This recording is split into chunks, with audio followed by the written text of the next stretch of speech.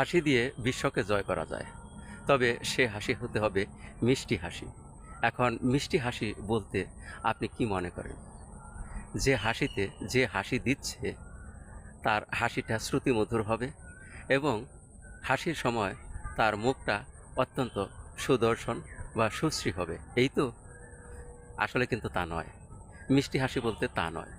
মিষ্টি হাসি হলো যে হাসি দিচ্ছে এবং যাকে উদ্দেশ্য করে হাসি দিচ্ছে সে কি ভাবছে বা সে কি দেখছে, সে কি শুনছে, তার ভিত্তিতে এটা মিষ্টি হাসি হবে কিনা সেটা নির্ধারণ হবে। কারো ছোট একটি ভুলের জন্য আপনি হেসে উঠলেন, আপনার চেহারাও সুন্দর দেখা গেল এবং আপনার হাসির স্বরটাও বেশ শ্রুতিমধুর হলো। কিন্তু যাকে উদ্দেশ্য করে আপনি হাসলেন, যার ভুলের জন্য আপনি হাসলেন, সে এটাকে উপহাস মনে করলো, তাহলে কিন্তু এটা মিষ্টি হাসি হলো না, এটা হলো উপহাসের হাসি। অর্থাৎ আপনি তাকে বিদ্রূপ করলেন, এতে সে কষ্টই পাবে।